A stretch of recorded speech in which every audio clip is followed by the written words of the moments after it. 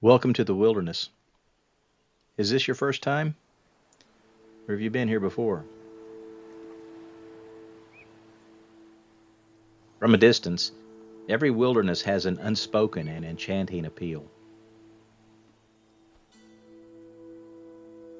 They overwhelm our senses with an expansive presence of natural and rugged beauty. Unpeopled, untouched, unspoiled. A harsh and rugged beauty that is unique to the particular wilderness that we find ourselves in. Many times, on the surface, appealing to the primal depths of our souls, while at the same time intimidating, innately dangerous, and certainly unpredictable.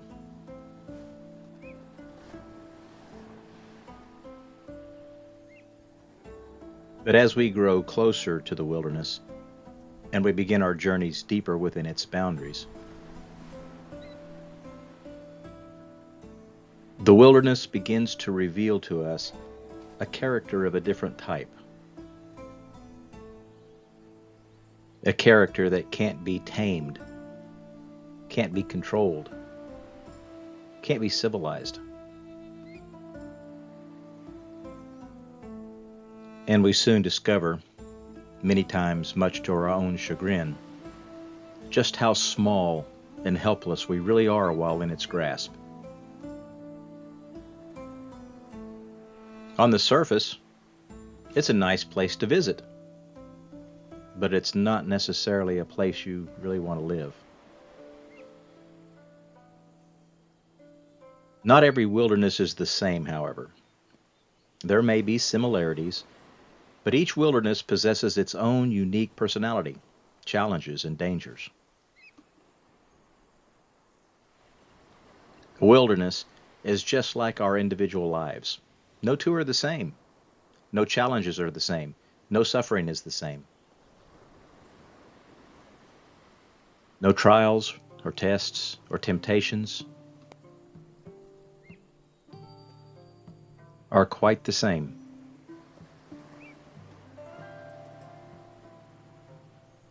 But they are all equally deadly, no matter how experienced or how prepared you think you may be.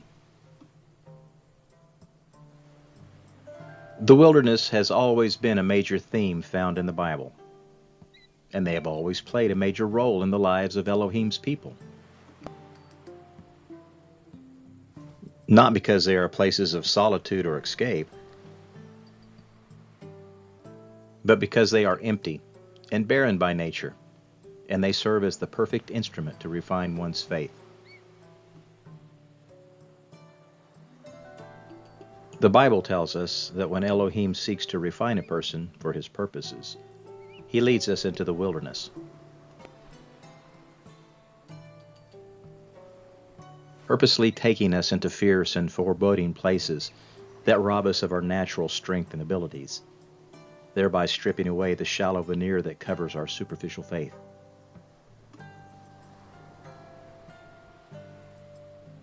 Where we quickly discover that there is no place for us to hide in such a realm of absolute exposure. Where we are forced to realize that our human options are suddenly reduced to either trusting Elohim completely or perishing at the hands of our own futile human persistence. Because it is in the wilderness where we begin to discover that its harsh conditions reveal the natural barrenness of our lives. The world is filled with many people who have never been there, but they like romanticizing and talking about taking a trip into the wilderness. But there is nothing that prepares you. Nothing quite like experiencing firsthand the brutal effects of the wilderness.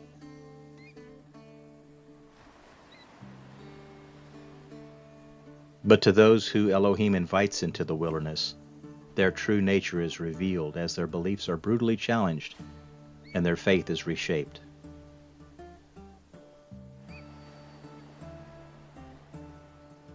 When you receive Elohim's invitation to enter the wilderness, remember, Your wilderness experience has a divine context to it. It is all about Elohim's perfect plan and purposes being worked into your life. And as much as your feelings and emotions may be screaming to you, it is not about Elohim having a malicious agenda or wanting to be mean to you. The wilderness itself is just a place. It makes nothing happen. But we can't afford to be flippant or naive about traveling through it. It is a dangerous place. And it is not a place that we need to try to avoid.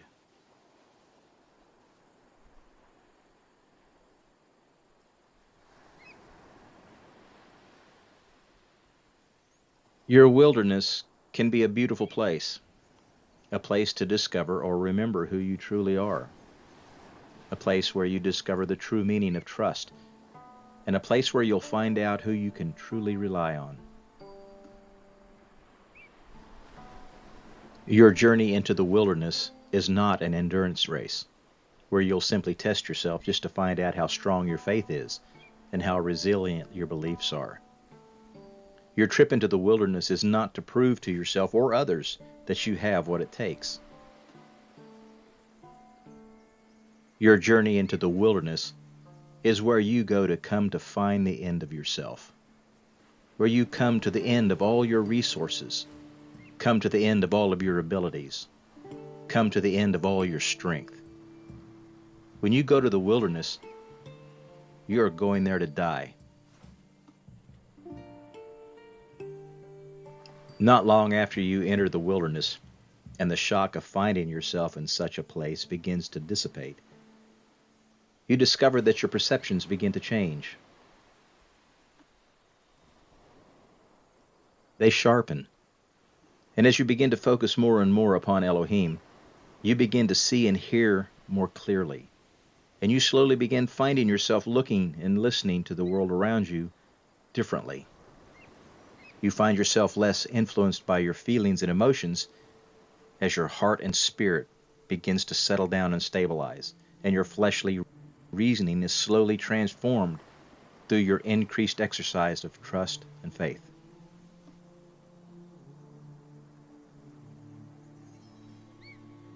You are not in the wilderness by accident. You were led here. Everybody, at least everybody who has anything to do with Elohim, spends time in the wilderness.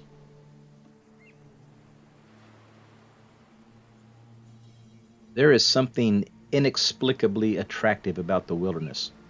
There are things we can only experience in places of silence and solitude. The wilderness has answers to questions that man has not yet learned how to ask. When we are in the wilderness, we aren't in control. We have no assignments, no appointments to keep. Stay alert.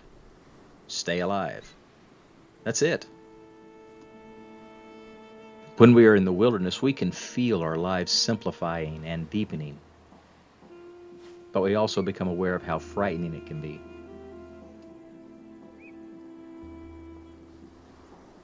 The wild, while breathtakingly beautiful, is also dangerously unpredictable. Because the wilderness has 100 different ways to kill you.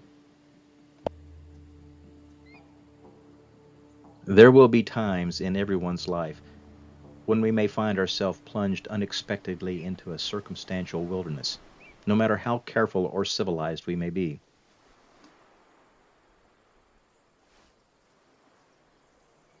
One minute, everything is just fine. We have learned the language of the country, we have a job, decorated the house, signed up for car payments, made a schedule that imposes some order on the chaos of time, accepted responsibilities that define our significance. We've heard people speak our name and determined that we are identifiable. And then, suddenly, our world is turned inside out. We are beside ourselves. We don't know what's going on around us, or within us, or in another who is important to us. Feelings erupt in us that call into question what we've never questioned before. Our normal life has just exploded. There's a radical change in our world, our circumstances, our bodies, our emotions, our thinking, our friends, our job. We no longer have control of anything. We are in the wilderness. What I want to say to you is this. I know from personal experience what it is like to be ushered unexpectedly into a long journey through a barren wilderness. It is a terrible, frightening, and dangerous place to be. But I also know, because I found out, is that it can also be a place of unimaginable peace and beauty. There are things to be seen and heard and experienced in the wilderness that can be seen, heard, and experienced nowhere else.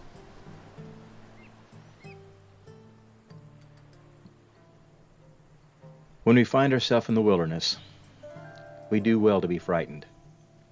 We also do well to be alert and open-eyed.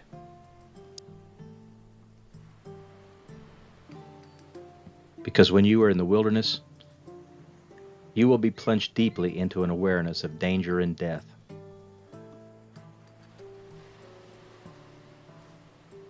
At the very same moment, if we let ourselves be, we are also plunged into a deep awareness of the greatest mystery of Elohim and the extraordinary preciousness of life. The wilderness is Elohim's refining fire.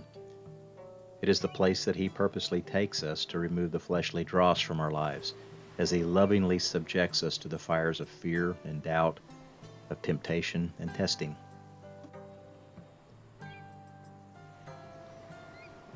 It is the place where Elohim tells us to be still and know him, where he tells us to wait and to fear not.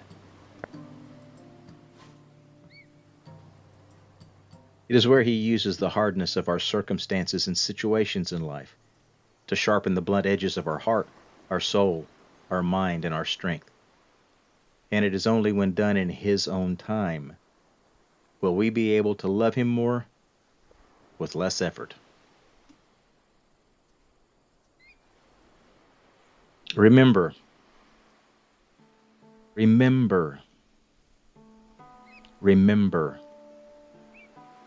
Elohim is perfectly capable of working out his purposes in our lives, even when we can't lift a finger to help.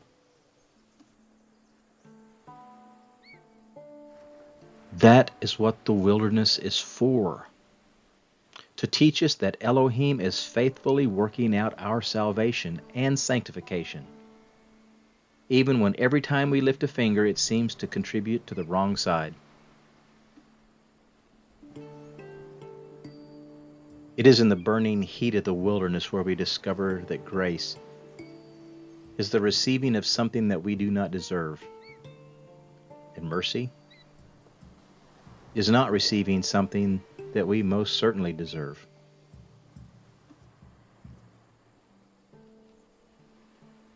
Not if, but when you find yourself in the middle of the wilderness, always remember, difficulty is the very atmosphere of miracle. It is miracle in its first stage.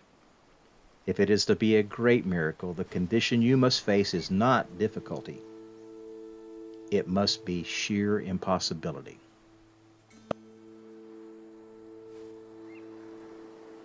Elohim has promised he will never leave you or forsake you.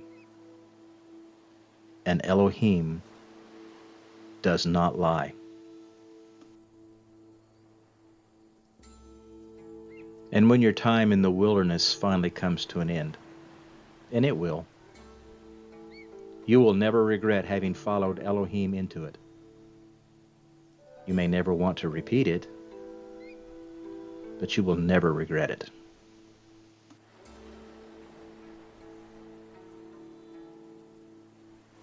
And this is what the Creator of all the universe says to you, the Creator of the wilderness.